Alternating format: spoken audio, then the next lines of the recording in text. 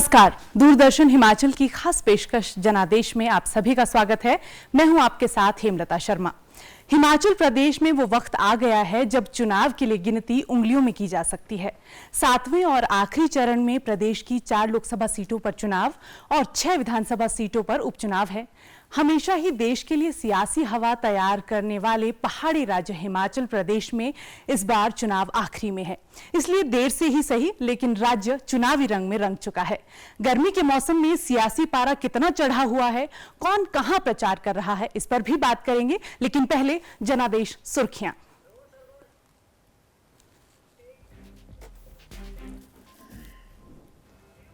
देश में लोकसभा चुनाव के 5वें चरण के लिए हुआ मतदान। 6 राज्यों और 2 केंद्र शासित प्रदेशों के 49 निर्वाचन क्षेत्रों में डाले गए वोट। कश्मीर व लद्दाख की एक सीट पर भी हुआ मतदान।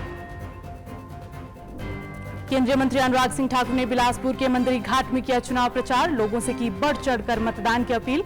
कहा, प्रदेश सरकार से जनता और विधायक दोनों नाराज। मंडी से भाजपा प्रत्याशी कंगना रनौत ने काजा में किया चुनावी जनसंपर्क। स्थानीय लोगों से की मुलाकात। विक्रमादित्य सिंह ने द्रंग विधानसभा के टकोली में किया चुनाव प्रचार।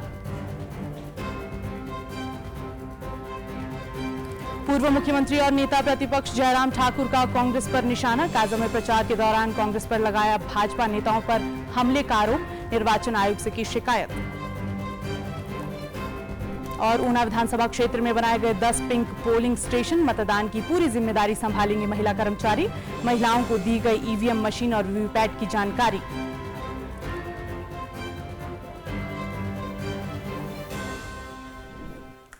हिमाचल की 4 संसदीय सीटों पर सियासी लड़ाई इस बार 37 प्रत्याशियों के बीच हो रही है। अलग अलग पार्टियों के 37 प्रत्याशी राजनीति की जमीन पर अपना परचम लहराने की कोशिश में जुटे हैं। इस बीच केंद्रीय मंत्री और हमीरपुर से प्रत्याशी अनुराग ठाकुर का चुनाव प्रचार भी जारी है। अनुराग ठाकुर ने बिलासपुर के मंदिरी घाट में नुक्कड़ सभाएं कर जनता को संबोधित किया है। अनुराग ठाकुर ने कहा कि देश की स्थिरता और निरंतरता बनाए रखने के लिए लोग मतदान के लिए आगे आए और इस महापर्व का हिस्सा बने। उन्होंने प्रदेश सरकार पर एक बार फिर हमला बोलते हुए कहा कि प्रदेश की सरकार के 16 महीने के कार्यकाल में ही जनता नाराज हुई है और सरकार के खुद के मंत्री भी नाराज हुए हैं और प्रदेश सरकार इसका दोष भाजपा पर लगा रही है। उन्होंने प्रदेश सरकार पर जनता से किए वादे पूरे नहीं करने के भी आरोप लगाए हैं। उन्होंने कहा कि भाजपा की रैलियों और जनसभाओं में बड़ी संख्या में लोग शामिल हो रहे हैं, जिससे पार्टी को नई ताकत मिल रही है। वहीं उन्होंने कहा कि कांग्रेस के नेता जनता को भ्रमित करने का बयान दे रहे हैं, जिससे जनता पूरी तरह दरकिनार कर रही है। देश को आगे बढ़ाने के लिए एक अच्छी सरकार चुने और देश को स्थिरता निरंतरता ये बनी रहे। मैं तो यही कहूँगा, देखिए जब कोई सरकार एक ही साल में फेल हो जाए, ना जनता में पास हो पाए ना अपने विधायकों में पास हो पाए, तो ठीकरा फोड़ने का नया नया तरीका ढूंढने लगता है। मुकदमा उन पर किया है, उसका जवाब उनको देना चाहिए और सबूत भी मांगे हैं। अगर उनके पास कोई तथ्य हैं तो जरूर बताएं। सच्चाई ये है कि जनता मांगती है 1500 रुपया प्रति महीना, जो वायदा किया था बहनों से, 300 यूनिट मुफ्त बिजली के, 5 लाख सरकारी नौकरी और 2 रुपये किलो गोबर, 100 रुपये लीटर दूध खरीदने का। कहाँ गया वो वादा? क्या हुआ तेरा वादा? इधर चुनाव प्रचार के तहत ही आज नेता प्रतिपक्ष और पूर्व मुख्यमंत्री जयराम ठाकुर लाहौल स्पीति के काजा पहुंचे। उधर विक्रमादित्य सिंह ने भी द्रंग विधानसभा क्षेत्र के टकोली में चुनाव प्रचार करते हुए भाजपा पर हमला बोला है। जयराम ठाकुर ने जहां कांग्रेस पार्टी के कार्यकर्ताओं पर काजा में प्रचार के दौरान अभद्रता का आरोप लगाया है, तो वहीं विक्रमादित्य सिंह ने भी कंगना रनौत की बयानबाजी पर निशाना साधा है। जयराम ठाकुर ने कहा कि कांग्रेस कार्यकर्ताओं ने काजा में चुनाव प्रचार के दौरान भाजपा प्रत्याशी के साथ अभद्रता की और इसे लेकर उन्होंने निर्वाचन आयोग से भी शिकायत की है। उन्होंने कहा कि लोकतंत्र में इस तरह की घटना निंदनीय है। वहीं विक्रमादित्य सिंह ने द्रंग में प्रचार के दौरान आज भाजपा पर निशाना साधा और कहा कि उनके पिता को जनता ने 6 बार आशीर्वाद दिया था और उसी की बदौलत वीरभद्र सिंह 6 बार प्रदेश के मुख्यमंत्री रहे। उन्होंने कहा कि भाजपा नेताओं को उन पर निजी हमला बोलने के बजाय मुद्दों पर ज्यादा बात करनी चाहिए।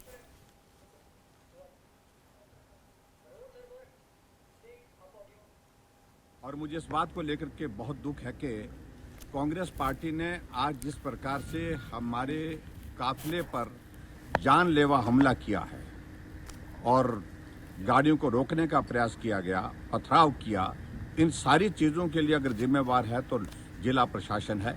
और जिला प्रशासन ने जो कुछ भी किया वो सारी परमिशन वगैरह जो अलाउ की, हमारी जहां सभा पहले से ही तय थी उसके साथ में उनको कार्यक्रम के लिए वहां पर जगह दी। और उसकी वजह यह है कि प्रदेश सरकार द्वारा उनको दबाव में सारी चीज़ करने के लिए विवश किया गया। और मैं सारी चीज़ की निंदा करता हूं जो हमला किया गया, और उनके खिलाफ सख्त कार्रवाई होनी चाहिए। दोषी के खिलाफ इस मामले में FIR दर्ज करने की दिशा में भी भारतीय जनता पार्टी विचार कर रही है और उसके साथ इलेक्शन कमीशन को भी शिकायत करेंगे। ये जो कुर्सी है, बेशक वो मुख्यमंत्री की कुर्सी है या मंत्री की कुर्सी है या विधायक की कुर्सी है, इस पे कोई चिपकता नहीं है। इस पे जनता चुनकर आपको वहां पर भेजती है। वीरभद्र सिंह जी को बार बार चुना, एक बार नहीं, 2 बार नहीं, 3 बार नहीं, 4 बार नहीं, 5 बार नहीं, रिकॉर्ड 6 बार मुख्यमंत्री बनाया। वो चुनकर लोगों ने उस कुर्सी के ऊपर राजा वीरभद्र सिंह जी को बिठाया। जनता ने प्यार है, जनता का आशीर्वाद है, जनता का समर्थन है, जिसकी वजह से हम उस कुर्सी के ऊपर विराजमान हैं। उधर मुख्यमंत्री सुखविंदर सिंह सुक्खू ने आज चंबा के डलहौजी में जनसभा को संबोधित किया। उन्होंने कांगड़ा संसदीय क्षेत्र से कांग्रेस प्रत्याशी आनंद शर्मा के लिए वोट अपील की। साथ ही हिमाचल सरकार के मजबूत होने का भी दावा किया।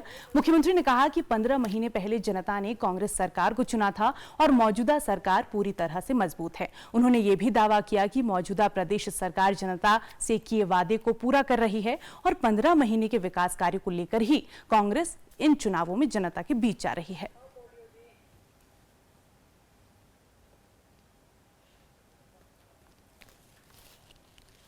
ये वोट की ही ताकत है।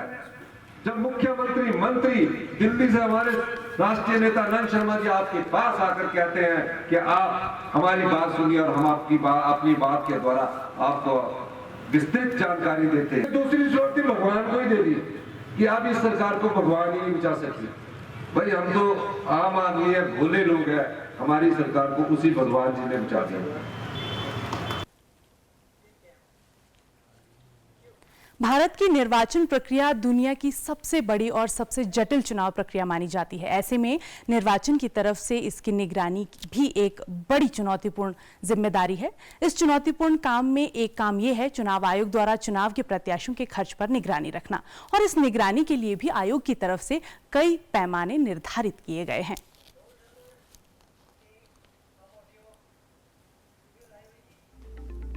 चुनाव आयोग अपने पर्यवेक्षकों के जरिए और राज्य व केंद्रीय एजेंसियों के जरिए चुनाव में किए जा रहे खर्चे पर नजर रखता है।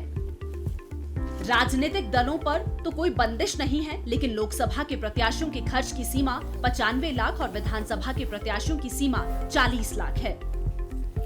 कुछ छोटे राज्यों में खर्च की सीमा लोकसभा के लिए 75 लाख और विधानसभा के लिए 28 लाख भी तय की गई है।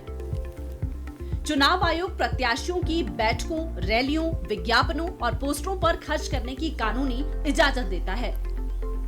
चुनाव खत्म होने के 30 दिनों के अंदर अंदर हर प्रत्याशी को अपने चुनावी खर्च का ब्यौरा चुनाव आयोग को देना जरूरी होता है। साल 1951-52 के पहले चुनाव में एक प्रत्याशी के खर्च की सीमा 25,000 रुपए थी, जबकि उत्तर पूर्वी राज्यों में ये सीमा 10,000 रखी गई थी। साल 1971 में इसमें बदलाव हुआ और ज्यादातर राज्यों में चुनावी खर्च की सीमा को 35,000 रुपए तक बढ़ा दिया गया था। इसमें करीब करीब हर चुनाव में संशोधन होता है, क्योंकि चुनावी खर्च की सीमा पर जनसंख्या, महंगाई और इसके अलावा भी कई अलग अलग फैक्टर काम करते हैं। भाजपा की सबसे मजबूत माने जाने वाली हमीरपुर संसदीय सीट से प्रत्याशी अनुराग सिंह ठाकुर 5वीं बार चुनाव लड़ रहे हैं। इस बार उन पर चुनाव की दोहरी जिम्मेदारी है, क्योंकि लोकसभा चुनाव के साथ हमीरपुर संसदीय क्षेत्र में 4 विधानसभा सीटों पर उपचुनाव होने हैं। इन उपचुनावों में भाजपा और कांग्रेस के बीच मुकाबला रोचक होता नजर आ रहा है। आइए देखते हैं इससे जुड़ी ये रिपोर्ट।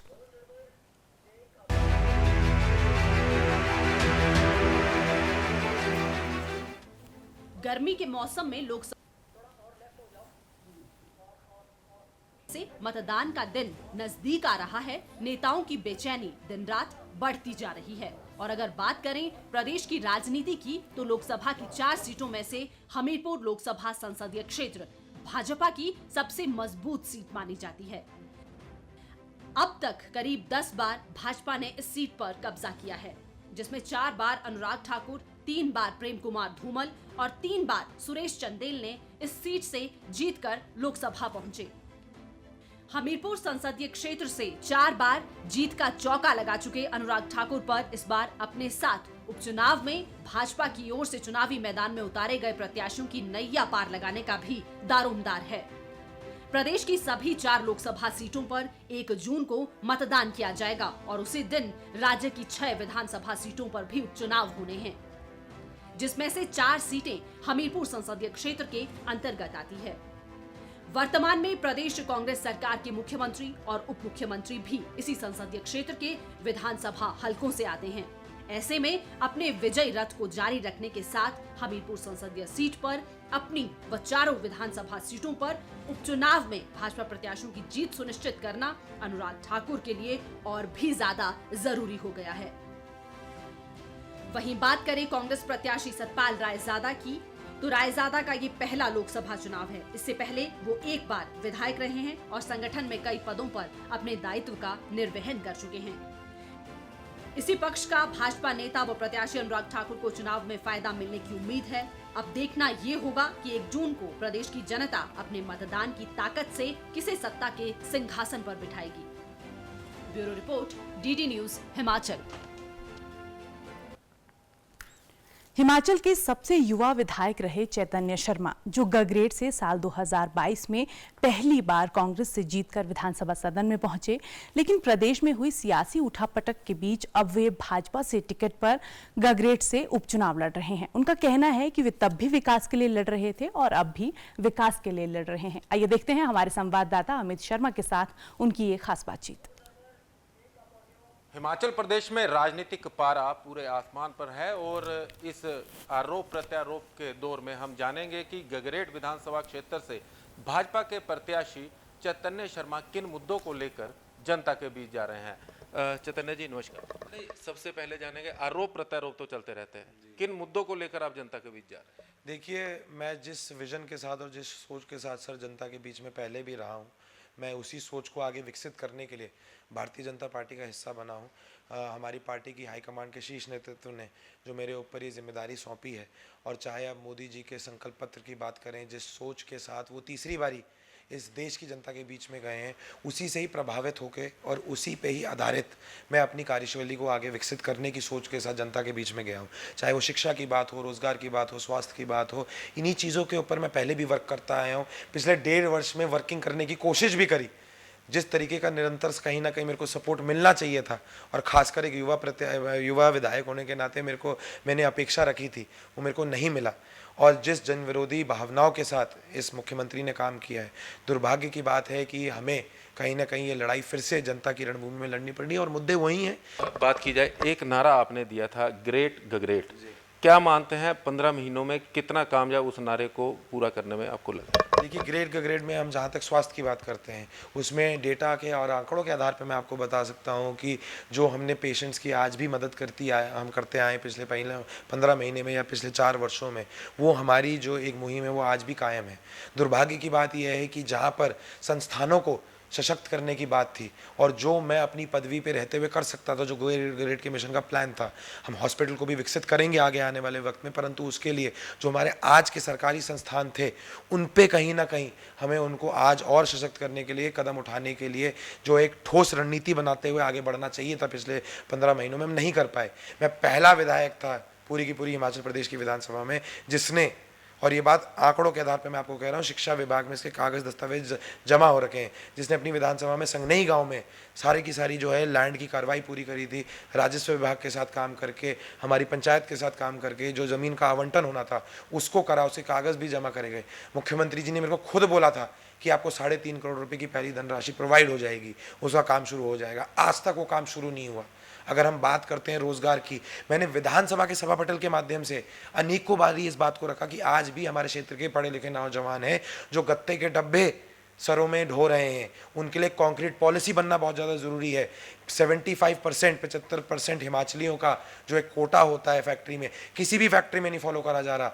मैंने उद्योग मंत्री जी से गुहार लगाई थी, मुख्यमंत्री जी से गुहार लगाई थी कि एक बारी दौरा रखिए, मिलिए, फैक्ट्रीज़ वालियों को इकट्ठा करिए।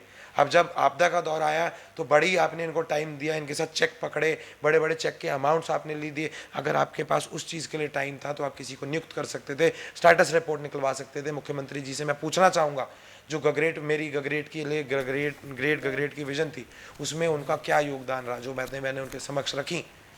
तो ये थे भाजपा के प्रत्याशी चैतन्य शर्मा, जिन्होंने कहा कि सड़क, शिक्षा, स्वास्थ्य और रोजगार, इन मुद्दों को लेकर पहले भी काम किया है और अब भी इन्हीं मुद्दों को लेकर जनता के बीच जाएंगे। Amit Sharma, DD news, Una. अब गगरेट में चैतन्य शर्मा का मुकाबला कांग्रेस के प्रत्याशी राकेश कालिया से होगा।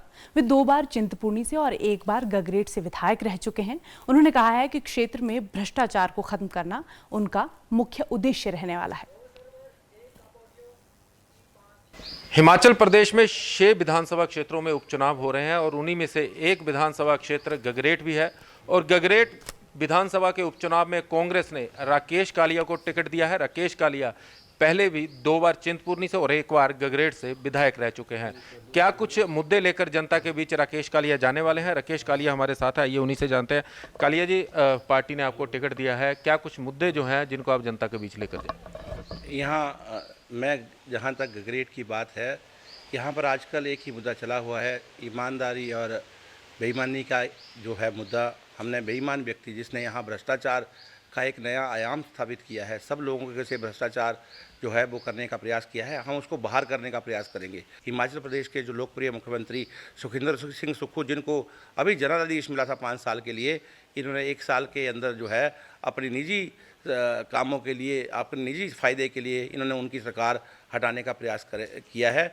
हम जो है यहाँ पर जो एक प्रथा इन्होंने शुरू की है, एक टैक्सी वाले से लेकर, एक पकौड़े वाले से लेकर, क्रैशर वालों से, जो हमारे यहाँ कथा उद्योग वाले हैं, लकड़ी का छोटा मोटा काम करते हैं, या कोई होटलियर्स हैं, जितने भी कारोबारी हैं, उनसे एक हिस्सेदारी का जो है प्रयास किया गया। तो ऐसी प्रथा यहाँ पर नहीं थी। हम ऐसा राज स्थापित करने का प्रयास करेंगे। उसमें मुख्यमंत्री जी से भी सहायता लेंगे, उप मुख्यमंत्री हमारे ज़िला से हैं, उनसे भी सहायता लेंगे। विकास हमेशा होता रहा है, लेकिन बात यह है कि क्षेत्र के अंदर एक जो है ईमानदारी से काम होना चाहिए। यहाँ देखिए, जिस व्यक्ति को यहाँ का एमएलए बनाया, 26 साल में आपको एमएलए बना दिया गया, फिर आप उसके बाद पैसा इकट्ठा करने के लिए तैयार हो गए। आज आप मेरी नहीं, आप किसी से भी पूछ लीजिए, जब ये गए हैं दूसरी पार्टी में तो किस तरह के आरोप इनके ऊपर लगे हैं, लेन देन के आरोप लगे हैं। तो मैं ये कहूँगा कि ऐसी परंपरा हिमाचल में कभी भी नहीं रही है और ऐसी परंपरा डालने का प्रयास यहाँ पर हो रहा है। मैं आपसे ये निवेदन करूँगा कि अपने सभी चैनल के माध्यम से सभी दर्शकों को आप ये कहें कि गगरेट में ऐसी प्रथा को दूर ले जाने के लिए आप हमारा सहयोग करें। मैं सभी साथियों का इसके लिए धन्यवाद भी करना चाहता हूँ। विकास के लिए आपको पता है, यहाँ 17 सीनियर सेकेंडरी स्कूल हमने कराए हैं, गगरेट का हॉस्पिटल अपग्रेड कराया गया है, स्वान नदी चैनलाइजेशन का काम किया है, और पूर्व विधायक जो यहाँ दूसरे थे उन्होंने भी काम किया है। काम की कोई यहाँ कमी नहीं है। हमारा एक अच्छा क्षेत्र है, वेल कनेक्टेड क्षेत्र है और अच्छा इंडस्ट्री भी यहाँ पर है। जो ज़रूरत की चीज़ें हैं लगभग हैं, पर फिर भी जो विकास की बाकी योजनाएं हमें मुख्यमंत्री महोदय से मिलेंगी, हम उसके लिए लगातार प्रयास करेंगे, लगातार लड़ेंगे। उसके लिए लगातार जो है लोगों से भी सहयोग मांगेंगे और हम खुद से भी प्रयास करेंगे। गगरेट को एक अच्छा और बेहतरीन क्षेत्र बनाने के लिए हमारे प्रयास हमेशा रहेंगे। तो जिन्होंने कहा कि गगरेट विधानसभा क्षेत्र को एक बेहतरीन विधानसभा क्षेत्र बनाना और क्षेत्र की समस्याओं का निदान करना ही उनका मुख्य उद्देश्य रहेगा। Amit Sharma, DD news, Una. चलिए अब आपको लिए चलते हैं मनाली, उस वोट यात्रा पर जहां हमारे सहयोगी कुलदीप फेरान ने टटोली है वोटर्स की नब्ज। वोटर्स भी ऐसे जो समुद्र की तरह शांत हैं और भीतर लिए बैठे हैं जवार भाटा। अब ये सियासी जवार भाटा आएगा और फिर किसी का खेल बिगड़ेगा और किसी का बन जाएगा। देखें ये वोट यात्रा। वोट यात्रा में हम आ पहुंचे हैं मंडी संसदीय क्षेत्र के मनाली में और इस वक्त हम मनाली मॉल रोड पर मौजूद हैं। आइए जानने की कोशिश करते हैं यहाँ के स्थानीय लोगों से कि वो आने वाली सरकार से क्या कुछ अपेक्षा कर रहे हैं। जानने की कोशिश करेंगे मनाली होटलियर्स एसोसिएशन के पदाधिकारियों से कि उनकी क्या प्रमुख मांगे रहेंगी पर्यटन व्यवसाय को और बूस्ट करने के लिए।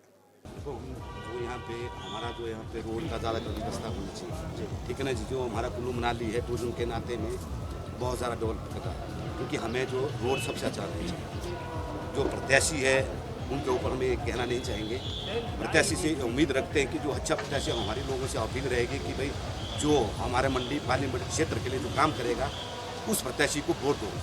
ये पार्टी भी जो रिज्म है ये नहीं होना चाहिए, क्योंकि प्रत्याशी को होना चाहिए कि जो एक आम जनता की आवाज़ उठाए, आम जनता के हित के लिए लड़े, न कि कांग्रेस न बीजेपी, है ना जी। बाकी जो हम हर आदमी को ही कहते हैं कि भाई जो हमारा जो कुल्लू मनाली लाहौल स्पीति यहाँ पे जो रोड अच्छे होने चाहिए, कि आगे जो कि सरकार आए और जो हमारा जो है यहाँ के लोकसभा के जो कैंडिडेट है वो बने, जो कि टैक्सी की जो समस्या जो सुने, कि हमारे जो कि हर साल के अभी जो टैक्सी के टैक्स जो बढ़ाए जा रहे हैं और इसमें है कि टैक्सी का काम जो है कि कम हो गया है।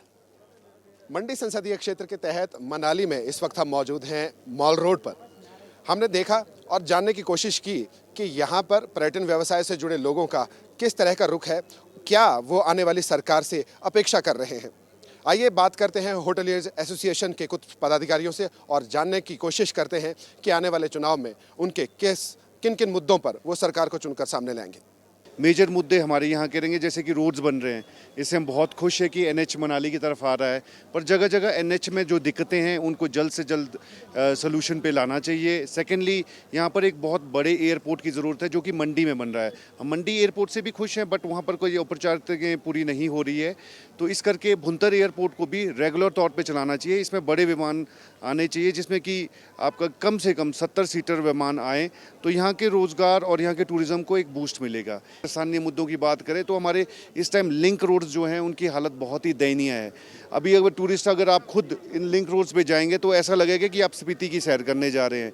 तो इन लिंक रोड्स की हालत जब तक सही नहीं होगी तब तक भी टूरिस्ट हमारे घरों तक, हमारे होटल्स तक, हमारे जो भी स्थान है दर्शन योग्य जैसे टूरिज्म स्थान है उन तक जा नहीं पाएगा। अब मनाली एक टूरिज़्म पॉइंट ऑफ व्यू से इंटरनेशनल टूरिस्ट प्लेस बन गया है और यहाँ पे बहुत चीज़ों की ज़रूरत है। आपका सबसे पहली डिमांड तो यहाँ पे जो नेशनल हाईवे जो लास्ट ईयर फ्लड में बह गया था उसको जो है ठीक करना है, जिससे समस्या ना आए लोगों को। जो मनाली में हर साल लाखों टूरिस्ट आते हैं उनको आने जाने में प्रॉब्लम ना हो, ट्रैफिक में फंसना ना पड़े, नंबर 1।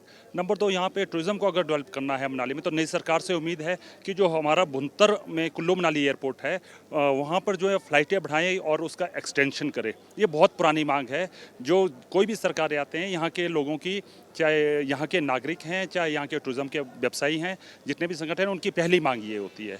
देखिए जी, दोनों दल जो है काफ़ी रोचक लग रहा है मुकाबला। अब कंगना जी हैं जैसे मंडी की रहने वाली है लेकिन उन्होंने मनाली में भी घर बनाया हुआ है ना जी, तो वो भी एक काफ़ी वो कोशिश कर रही हैं वो लोगों से जुड़ने की, बात करने की, वोट मांग रही है, उनकी समस्याएं। और दूसरी तरफ विक्रमादित्य हैं जो यहाँ पे हमारे लोक निर्माण मंत्री भी रहे हैं, जो फ्लड के दौरान उन्होंने जो काम किया ना उसको भी लोग याद कर रहे हैं। जिस तरह से 3 दिन के अंदर उन्होंने जो है मनाली को कुल्लू से जोड़ दिया था, खुद आए, स्पॉट पर आए और खुद उन्होंने वो किया, तो उन्होंने बहुत अच्छा काम किया और लोग उसको भी याद कर रहे हैं। तो काफ़ी रोचक मुकाबला दिखाई पड़ रहा है। धन्यवाद सर, हमसे बात करने के लिए। वेलकम जी, ठीक है। तो हमारी इस चुनाव यात्रा में आज हमने जाना मनाली के लोगों की क्या मांगे हैं और क्या प्रमुख आवाज़ है जो पर्यटन व्यवसाय को लेकर आ रही है। यहाँ के लोगों का मानना है कि अगर इनके पास भुंतर हवाई अड्डे का विस्तारीकरण किया जाता है, साथ ही साथ 4 लेन पर काम किए जाएंगे, संपर्क सड़कों का जो है दशा सुधारी जाएगी, तो कहीं ना कहीं पर्यटन व्यवसाय को 4 चांद जरूर लगेंगे। कैमरामैन ऋषि के साथ मैं कुलदीप हिरान, डीडी न्यूज़ हिमाचल। और अब जनादेश के इस पड़ाव में हम आपके लिए लाए हैं हिंदुस्तान के चुनावी इतिहास के कुछ ऐसे किस्से जो राजनीति की दुनिया में हमेशा के लिए अमर हो गए। पहले आम चुनाव से लेकर मौजूदा चुनावी दौर तक हम आपको दिखा रहे हैं भारतीय निर्वाचन प्रणाली से जुड़े कुछ दिलचस्प किस्से। जनादेश में ये रहा आज का चुनावी किस्सा।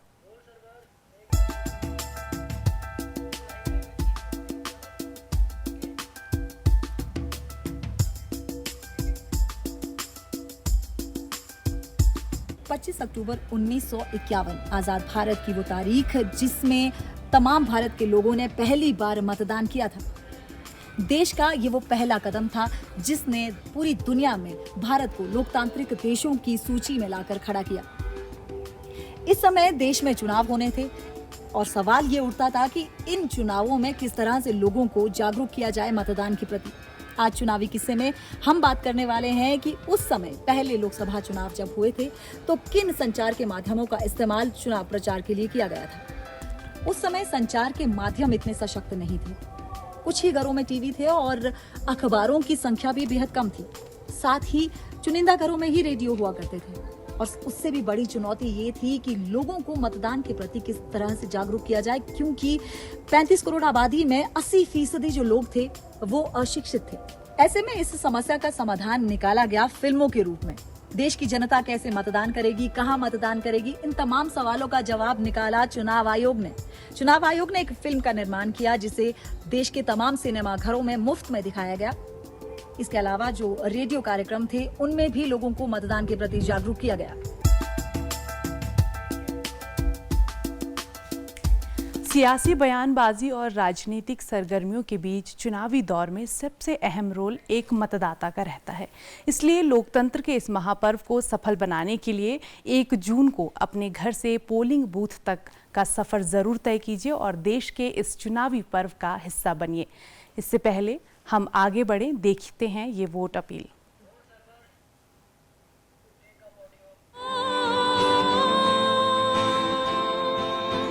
बचपन से अब तक मेरी माँ ने दुलारा, आज मुझको है मेरे देश ने पुकारा। अब चल पड़े हैं हम सबके कदम, बदलने भाग्य देश का निकल पड़े हैं हम।